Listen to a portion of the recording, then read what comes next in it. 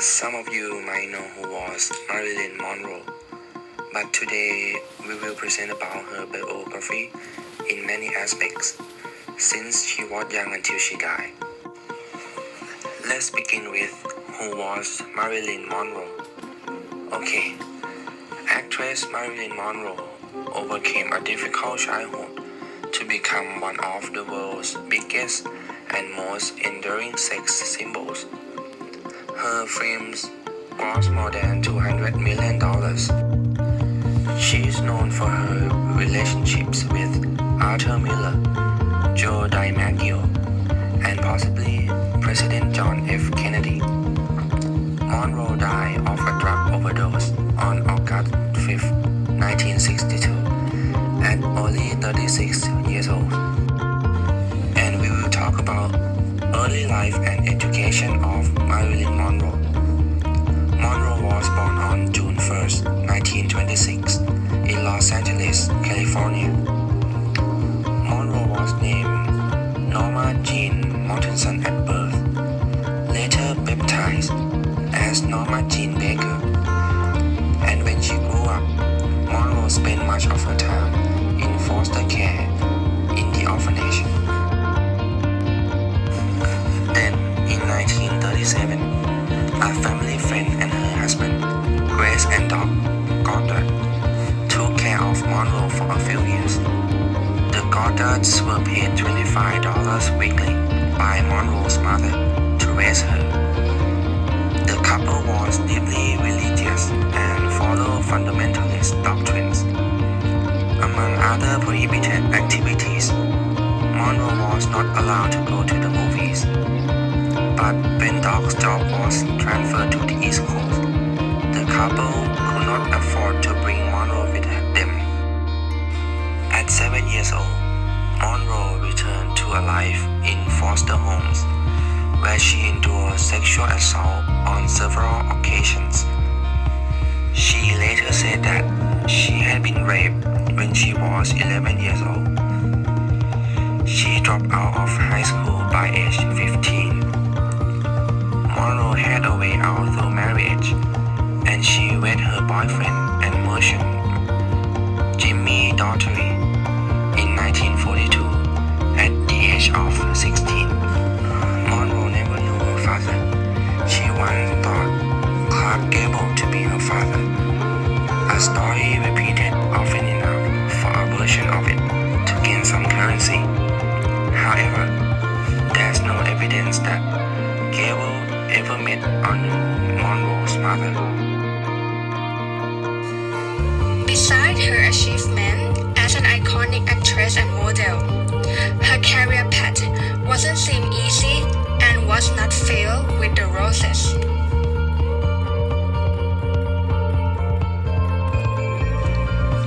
At first, when her name was still Norma, she worked as an aircraft and parachute inspecting plant called Radio Plane Munition Factory. Her first job didn't really fulfill her dream or her expectation, so she started to use alcohol as a way to escape.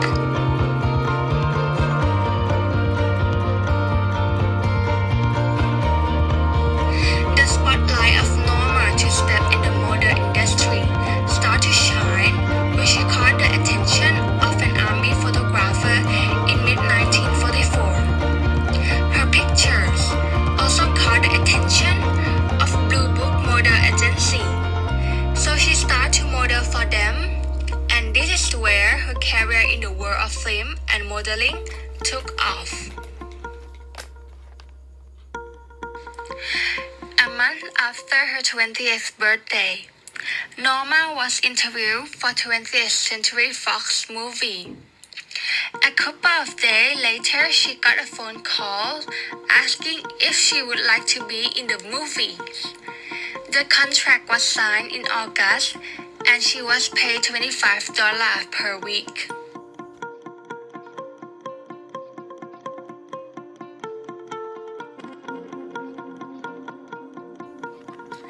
And this contract has changed her life forever, and it had one adjustment. Norma had to change her name to something catchier. One of the directors suggests Marilyn, because it was his favorite actress named Marilyn Miller. And Norma also suggests Monroe because it was her mother's maiden name. So she had to change her name from Norma Jane Doherty to Marilyn Monroe and become new face of the Hollywood.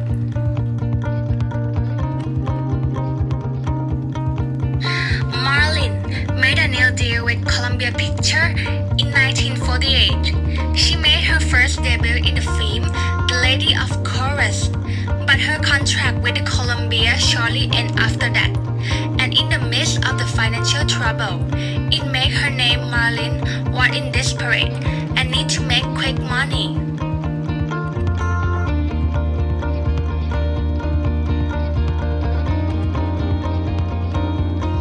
In 1949, there was a nude photo scandal of Marilyn Monroe when Tom Kelly, who was an American photographer, saw that Marilyn needed quick money, so he suggested to take nude photo for her in $50.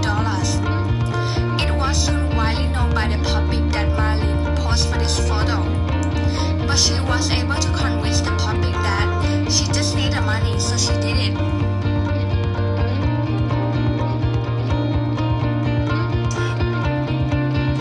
This event led to Marilyn Monroe booking a shoot with Hugh Hefner for very first Playboy magazine. And this sold very well, not only because Marilyn nude photo scandal heightened her fame beforehand, but also because Hefner labeled her as Sweetheart of the Month on the cover. And near the end of 1949, Marilyn Monroe made a guarantee contract with 20th Century Fox again. And this is where her career picked up. The Hollywood bombshell took the industry by the storm, performing the films such as Niagara, Gentlemen Prefer Bonds, where the iconic song Diamond, a Girl Best Friend was created, How to Marry a Millionaire, River of No Return, and There's No Business Like Show Business.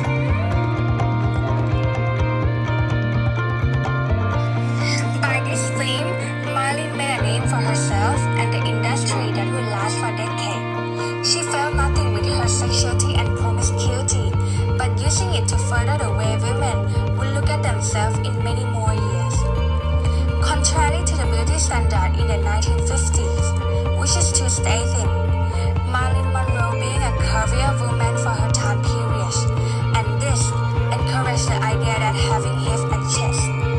In her married life, before marrying Arthur Miller, Marilyn converted to Judaism. Marilyn Monroe and JFK. The story behind Marilyn Monroe, Happy Birthday President.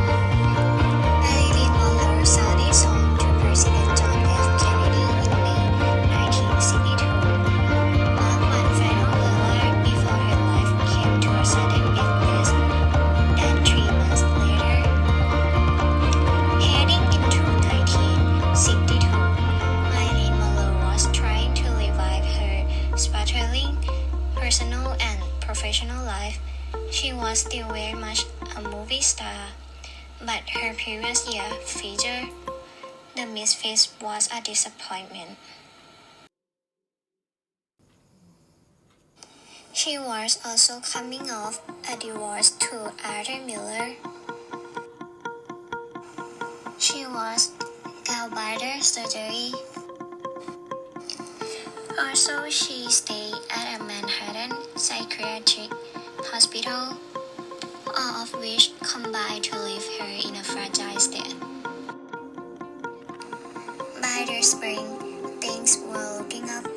Monroe was settling into a new home in the quiet Brentwood section of Los Angeles, and she had been offered a leading role in Something Got to Give, a remake of the 1940 screwball comedy My Favorite Life.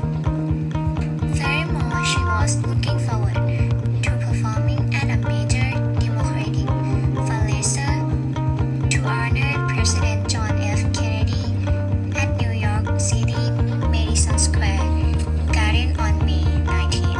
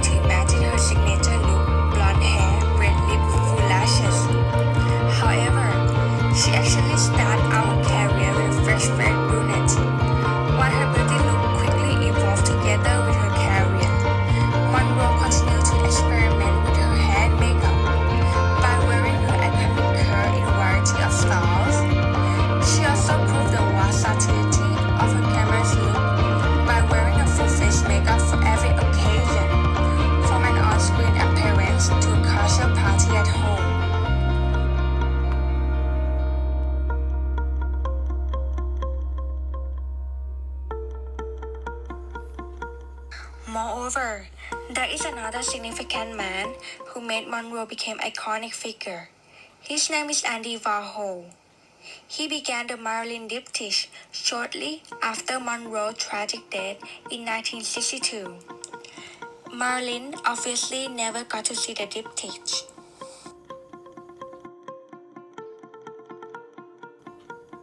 Warhol had become fascinated by the idea of popular figure such as Marilyn Monroe, that she lived an unimaginably glamorous lifestyle and attained mythical status as Hollywood icon. And this painting helped to cement Monroe as a pop culture legend.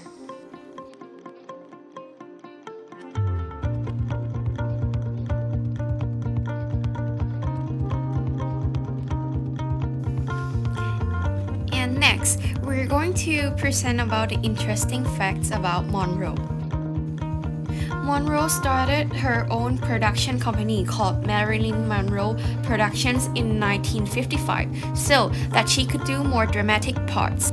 Since the 20th Century Fox was upset and sued her, since she negotiated for a payback and a higher salary, which was really rare to the studio system during the 1950s. Furthermore, Monroe was such more political than people remember. She was actually a founding member of the Hollywood branch of the Committee for a Sane Nuclear Policy. When asked about the nightmare in an interview, she replied that the H-bomb, what's yours? And also, when she married Miller, she was warned to stop reading the radical books on set. Also, in her will, Marilyn left 25% of her assets to her psychiatrist, which was Miss Dr. Marilyn Chris. She said the money should be used for the furtherance of work of such psychiatric institution or group as she shall elect. And after that, the money went to the Center for the Psychoanalytic Study and Treatment of Children in London. More than that, she also left most of her estate to her acting coach, Lee Strasberg, and his wife, Paula.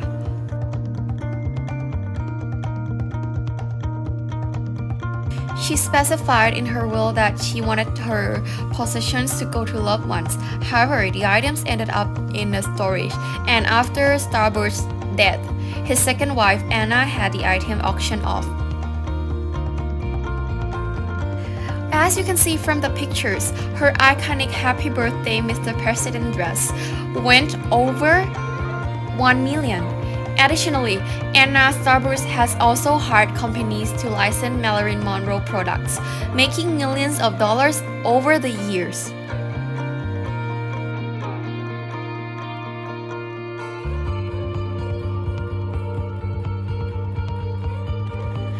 Not only just the dress, at the auction, Mariah Carey actually bought a piano that Marilyn owned and cherished because it had belonged to her mother. And she also paid the amount of money around $600,000 for the piano.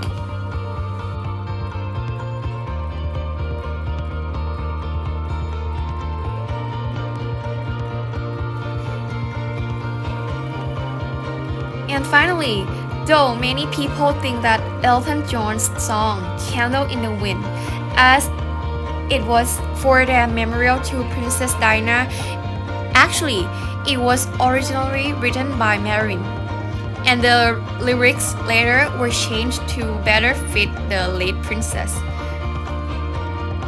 We were not able to upload the video, but you can still find and listen it from YouTube.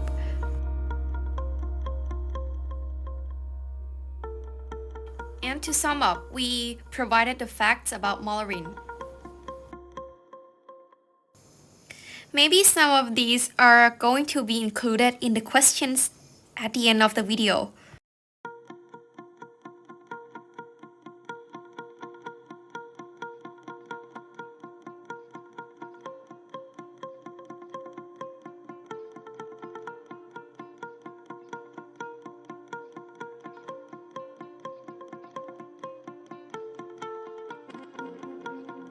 For the questions, we wanted to ask that who was Marilyn Monroe's second husband? And also, who did she decided to give 25% of her assets according to her will?